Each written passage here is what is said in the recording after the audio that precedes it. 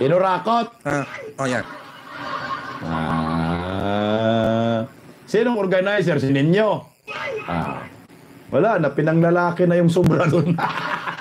Wow, ayan Hoy, boss ninyo. Ay, parating nyo nga to kay boss ninyo Barzaga. Boss ninyo Barzaga, nananawagan po kami. According dito kay espiritu ng kasamaan. Aba, syempre hindi. Ako kukuha ng bato tapos ipupukpuk ko sa ulo. Panawagan. Iparating nyo nga to kay boss ninyo Barzaga. Diyos ko naman, no. Boss ninyo, nasa daw yung yung 1.5 billion pesos na pondo para dyan sa prayer rally kahapon. Kinurakot mo raw. Tapos pinanlalaki mo na daw yung sobra. Sabi ni Bisdak yan, Boss ninyo, paliwanag mo to, boss ninyo.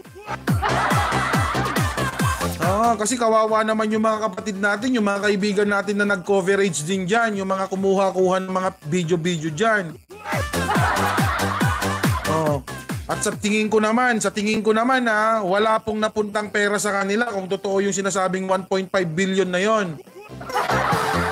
Boss ninyo, ipaliwanag mo to, inaakusahan ka ni Bisdak Pilipinas na nasa sayo yung 1.5 billion pesos na budget ng prayer rally at pinanlalaki mo yung sobra. Narinig nyo, Sige, ulitin natin ng bagya,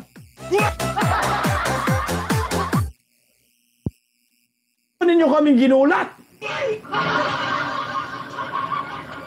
Pinunduhan na kayo ni Palaka, 1.5 billion pesos.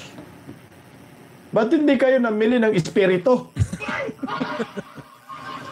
Kinurakot. Sinong organizer? Si Ninyo. Wala na, pinanglalaki na yung sobra doon.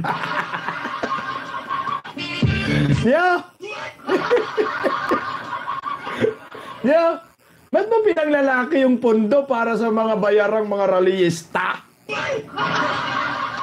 Mga bayarang loyalista. Ang tatanga.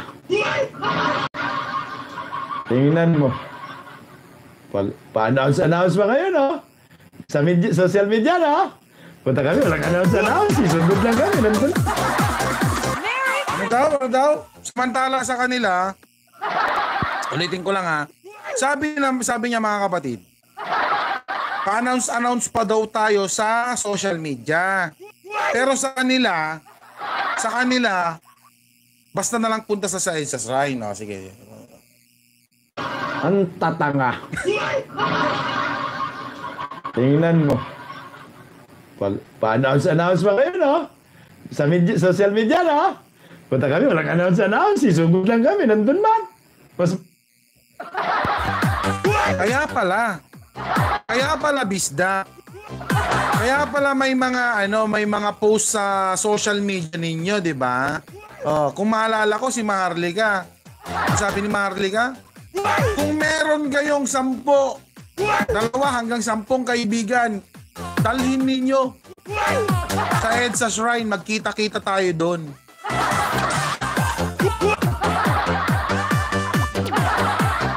Malinaw yung kanina, Yun lang gusto ko marinig po ninyo. At gusto ko rin pong makarating sana kay Ninyo Barzaga, kay boss Ninyo Barzaga. Na boss Ninyo, totoo ba to? Pinaparatangan ka nito ngayon ni Bisdak na nasa iyo daw yung 1.5 billion para sa prayer rally. At pinanlalaki mo po yung iba. Kinurakot mo daw po yung iba. Bahala na kayo ninyo mag-usap dyan, Bisdak. Siguro naman may kakayahan din naman siguro si boss Ninyo Barzaga na magdemanda dahil sa sinabi mong yan.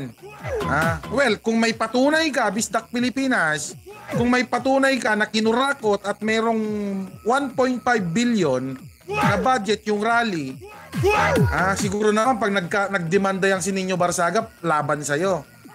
siguro naman may patunay ka, di ba? May papakita kang ebidensya mo, di ba? Good luck. Kaya nga sana i-message natin or di sagsagin natin si Boss Nino Barzaga. Itag natin si Nino Barzaga patungkol sa sinabi nitong si Bisdak Pilipinas. Dahil kung hindi po totoo yan, fake news po itong si Bisdak at mapanirang puri. Okay? Tandaan nyo mga kababayan, ang sinasabi niya dito, mga bayarang loyalista. Mga tanga ang mga loyalista. Okay? Kailangan mapatunayan mo yan na Bisdak Pilipinas ha. Marami pa kaysa kami nung kagabi. Kaysa rally ninyo kanina, balita ko, mga 20 lang kayo pero tawad. Ano daw? Mas marami pa daw sila kagabi kumpara yung rally natin kahapon. Diyos ko naman, Bisdak naman. Fake news ang datingan mo, Brad. Paano mas marami kayo yung sa amin, Bisdak? Diyos ko, hindi mo na mahulugan ng karayom sa dami. Yung sa inyo, Bisdak, ultimo nga yung 3 itlog si BMR, si si pangalan nun, yung vlogger na kumakain ng mic, yung matanda na rin, si Aratiles, si Badong, si PL, si PL. Ano sabi? Hindi, nagpupunta lang naman kami dito kasi trip lang eh. Bilang, mga kababayan, mga kapatid, mabibilang nyo po sa daliri ng kamay at paa ang mga nandun sa EDSA Shrine, sa rally po nila. Bilangin ninyo ngayon. Ngayon, tignan nyo ngayong gabi. Meron pa rin sila dun, mga kapatid, siguro mga 5. Nag-aantay na lang po yun ng palipad pa Gcash. Kasi mga kapatid, doon na sila kumikita eh. Doon na sila kumikita. Pinagkakakitaan na kayo. Lalong-lalo yung mga OFW natin na naniniwala pa rin sa mga DDS. Kahit 5, 2, 3 na lang sila doon. Sige, live pa rin sila. Natutulog na sila, naka-live pa rin sila. Diyos ko po, sana maano yung mga cellphone nyo dyan. Ay, sama ako no?